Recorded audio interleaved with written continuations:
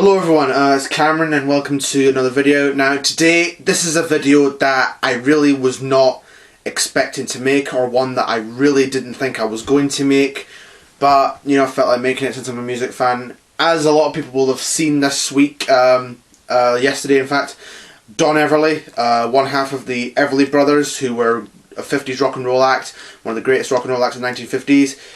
Sadly at the weekend, Don passed away at the age of 84. Yeah, really sad day for music fans. I woke up at about 7:30 or 7 o'clock, heard the news on Facebook, and yeah, it was a pretty big shock. So yeah, I just want to talk about the Everly brothers, their music and career, and what I thought of their music and if I liked them. Like about 10 or 11 years ago, I was really kind of getting into music. You know, I've been into things like Bruce Springsteen and Tom Petty. I was really getting into things like Roy Orbison, and I was kind of getting into Johnny Cash at that point, I think. My grandparents, especially my papa really likes the Everly brothers, and I sort of discovered the music through them. And I was collecting CDs a lot. I would go to the Sockets Market, which is now the Sockets Record Centre. I got this 3-disc set of the Everly brothers. And this is a really good representation of their Warner Brothers and Cadence recordings. And so I got the CD, and one I would play quite often. And when I started collecting vinyl, my grandparents gave me one of their Everly Brothers collection, which I've got, which I'm going to do a video on the Everly Brothers quite soon. So I thought I'd talk about, and Phil passed away in 2014, not long after my grandparents gave me that record. And about sort of 2014, I got my late uncle's record collection had some Everly Brothers, so I took some of them with me. I would get bits and pieces of the Everly Brothers as I went along, just if they happened to find them because they were cheap. But back in, it was 2016, I got a mono Very Best of the Everly Brothers from 1964, and I really liked that record. I would play it quite a lot, and then I just started really liking their music again. And so yeah, their music really has been, you know, inspirational in many ways. So Don was born in Brownie, Kentucky. He was the oldest of the two Everly brothers, out of Phil and Don, and they moved to Chicago. And when they were, and the whole family had their own show called the Everly Radio Show, and that lasted until from 1950 till about 1953, when the sponsors dropped their show, and Phil and Don carried on as a duo, and they signed with Columbia Records back in 1955. However, that single did not do well and was a pretty bad flop.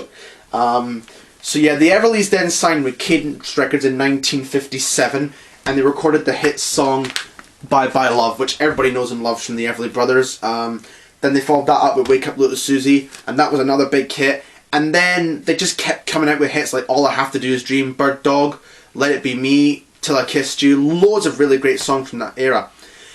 In 1960, their Cadence contract was to expire, and then they signed with Warner Brothers, and they recorded Kathy's Clown, which was another big hit, and that was a song that both Phil and Don had written together. So yeah, that was a really great song, and that was a big #1. They had other hits with Warner Brothers like Walk Right Back, Crying in the Rain, Temptation, Lucille was another big one. So yeah, there were quite a few big hits they had, and even in the latter part of the 60s with The Price Is Love and their cover of Love Is Strange in 1965. But but when they signed Warner Brothers, a lot of change was going on. They had parted ways with their manager and publishing company Wesley Rose, because he gave them the Boogaloo and Felice Bryant songs. Boogaloo and Felice Bryant were the people that supplied the Everlys their songs and hits. And they had to record other songs, so they couldn't get any more Boogaloo and Felice Bryant songs because Wesley Rose had them. But at that point as well, you need to look at a historical point in music. The Beatles were starting off, and they were a big influence on the Everlys, and the Everlys were a big influence on them. Same with Simon and Garfunkel; they were a big influence on the Everlys. The Everlys were a big influence on them, and even the Beach Boys as well. And a lot of these British invasion bands were coming in, and people like the Everlys were considered old hat, and a lot of their records did not sell well and didn't chart like their 50 stuff had. In fact, the last big hit they had was Bowling Green back in 1967, and that would be the last until the reunion in the 80s, which we'll touch upon later on. But however, they were still a very popular concert attraction, as well as in their home country, America. But here in the United Kingdom, yeah, they were really well liked in the UK, and even all over the world as well. And I think the Netherlands, they were very popular in as well. By 1970, their Warner Brothers contract ended. They had their own TV show called the Everly Brothers Show, which was a summer replacement for Johnny Cash, who's another artist I really like, on the ABC network in America. They then signed a contract with RCA Records in 1971 or 72, but nothing really did well. But by that point, there was a lot of tension with the Everlys' personal relationship. The pressures on touring and recording were now beginning to take a huge strain on their relationship. They were arguing, not really getting along. They were often having different managers in different hotel rooms and different hotels, and traveling in separate cars or whatever. And that caused a lot of friction and tension in their relationship.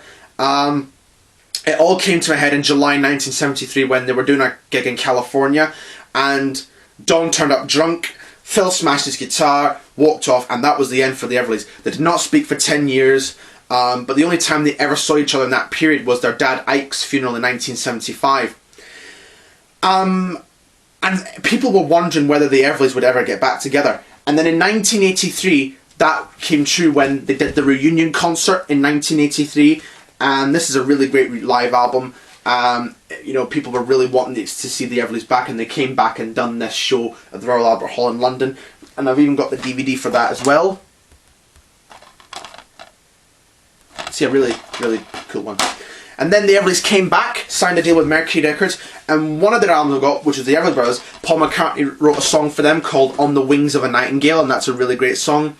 And even Jeff Lynne wrote a song on that album called Story of My Life, and yeah, that's a really good one. A lot of the Mercury recordings didn't sell that well either, but there was still a big concert attraction, still playing in both the US, the UK, and even mainland Europe. And that would continue until like the early 2000s. However, in 2003, they were guest act at Simon & Garfunkel's Old Friends on Stage tour, and this is a DVD of one of the concerts, and the Everly Brothers would come on during a show and play a few songs themselves, and then do Bye Bye Love with Simon & Garfunkel, which Simon & Garfunkel covered as well. However, the Everlys did one more UK tour in 2005, and that was pretty much it. They never really performed live again, and then Phil passed away in 2014, which pretty much ended the hopes of the Everlys maybe getting back together for one more time. You know, Don's passing's pretty much cemented that. So yeah, it's quite sad. You know, we seem to be at an era where we're losing a lot of great people, and that's quite a shame. I also wanted to mention this documentary called Harmonies from Heaven, which is about the Everly Brothers story that the BBC done a few years ago. I've got the DVD of it. If you can find it, check it out. It's a really great documentary. I sadly never got to see the Everlys because I was 4 by the 2005 tour, but I did see this show, which I'll just go get the programme of. I went to see this show, which is called Walk Right Back, which is a musical stage show about the Everly Brothers' life and career, and even has the Everly Brothers music. I went to see this show at the Beacon Arts Centre in Greenock in Scotland, and I got to meet the cast after the show in the foyer, and they were really nice. They all signed my programme for them. They all did sign my programme. This is on, if I can find it. That's the cast there. So yeah, the two guys that did the Everly Brothers did a really good job, I felt. And me and my friend who I went with got to meet them after the show, and got a picture with them, which I'll just show you. Hold on. So here it is. This was back in 2019 before the pandemic. I'm the one in the middle. That's my friend there. That's the guy who plays Phil. That's the guy who plays Don. So yeah, really good show. Really hope to see Walk Right Back again the next time they come down to Scotland.